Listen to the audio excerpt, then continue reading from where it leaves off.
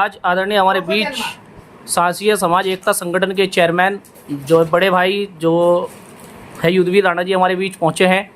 आज 27 जून को जो श्रद्धांजलि दिवस का कार्यक्रम यहाँ पर रखा गया है, तो हम जानकारी ले लेते हैं आदरणीय बड़े भाई श्री जो है युद्धवीर भाई से। इस कार्यक्रम की रूपरेखा आपकी आज जो है कैसी रही? आज 27 जून महाराजा रणजीत सिंह के श्रद्धांजलि दिवस पर हम सभी लोग पूर्व मुख्यमंत्री डॉक्टर पोखरियाल निशंक जी के आवास पर पहुंचे और हमारे प्रदेश अध्यक्ष आदरणीय महेंद्र सांसी जी, हमारे संगठन के संस्थापक अनुज कुमार जी और महिला प्रकोष्ठ के प्रदेश अध्यक्ष पूनम चौहान जी एवं दिल्ली से आए हमारे युवा साथी प्रिंस जी और हमारे रुड़की के निवासी विपिन एडवोकेट जी, एडवोकेट सहवाग जी और हमारे मेरठ से आए साथी हमारे चंद्रशेखर जी और हमारे भागवत जी उपस्थित रहे। ये बड़े गर्व की बात है कि शेर पंजाब महाराजा रणजीत सिंह, जिनका जन्म गुंजरवाला में हुआ और गुंजरवाला जैसा कि आप जानते हैं कि भारत और पाकिस्तान के दो टुकड़े हो चुके हैं,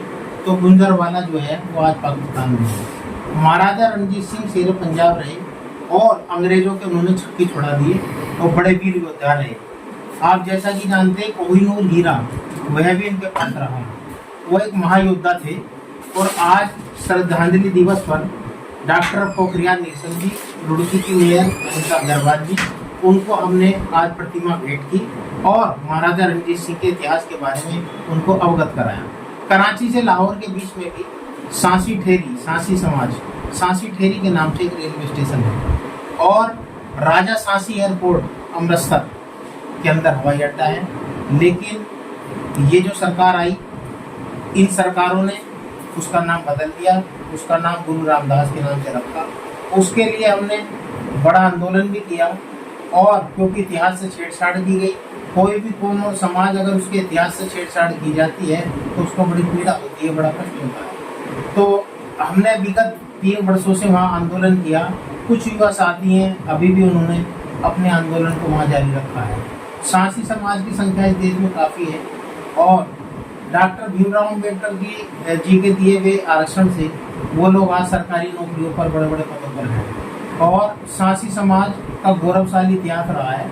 उन्होंने मुगलों से लड़ाई ली, अंग्रेजों से लड़ाई ली और ये गुरिल्ला छापामार थे।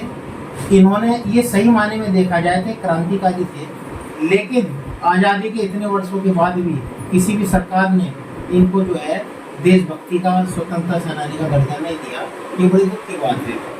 31 अगस्त 1952 को पंडित जवाहरलाल नेहरू ने इनके ऊपर क्रिमिनल ट्राइब एक्ट जो लगाया था अंग्रेजों ने 1871 में, जुराइम पेशा कानून, उससे 31 अगस्त 1952 को आज़ाद किया था। उस दिन को हम आज़ादी के रूप में 31 अगस्त को पूरे भारत में विमुक्त जाति दिवस के रूप में मनाते हैं।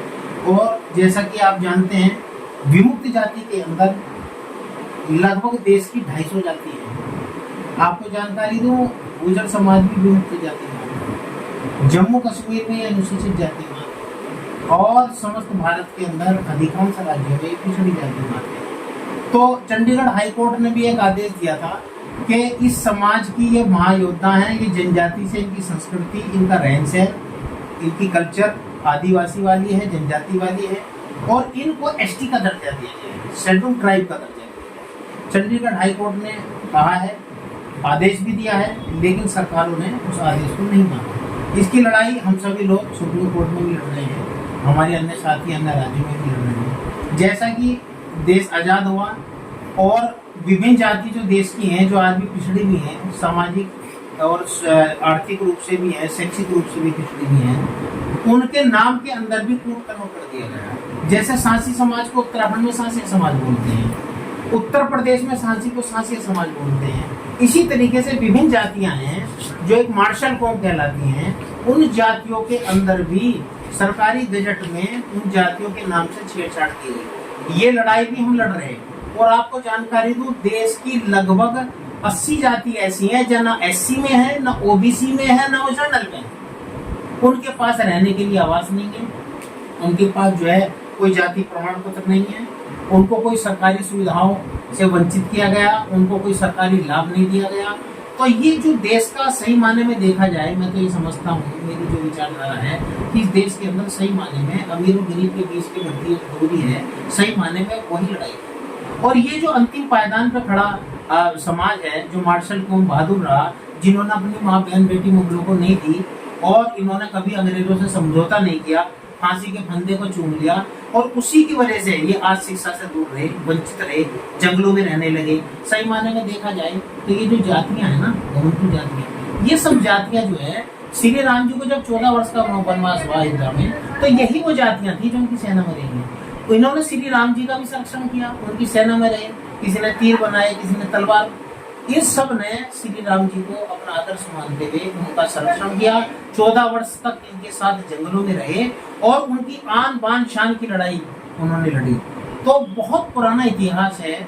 मैं ज्यादा कुछ न कहते हुए अपनी बात में ही विराम देता हूँ। सिर्फ इतना ही कहता हूँ कि आज सांसी समाज पढ़ लिख चुका है। आज इस राज्य सरकार से ये मांग रखते हुए कि यहाँ भी इनका सांसी भवन का निर्माण हरिद्वार के अंदर होना चाहिए। इसी परिप्रेक्ष्य में रुड़की में भी सांसी घाट बनना चाहिए। इसी परिप्रेक्ष्य में डॉक्टर पोखरियाल निशंक जी के हमने निवेदन किया, उन्होंने उनको स्वीकार भी किया और आश्वस्त किया कि आप अपना प्रतिनिधिमंडल बनाकर विधिवत अपने निवेदन के साथ देहरादून आइए। मैं इसमें बिल्कुल प्रयास करूँगा। तो मैं उनको धन्यवाद देता हूँ। और हमारे बीच हमारे जो युवा साथी हैं, समाज के प्रति इनका जो भाव है, बड़ी लगन है, उसको देखते हुए जो इन्होंने संगठन का मात्र 1 साल से निर्माण किया है, लेकिन आज युवाओं के अंदर समाज के जोश और जुनून की लहर है और वो सोच रहे हैं कि हम सभी युवा मिलकर हम अपने समाज का विकास करेंगे। संगठन के संस्थापक जी हमारे बीच हैं, सांसिया समाज एकता समिति रजिस्टर्ड संगठन है, और जितने भी समस्त पदाधिकारी जो सरकारी कर्मचारी हैं, सेवानिवृत्त हैं, वो लोग भी इनके साथ हैं।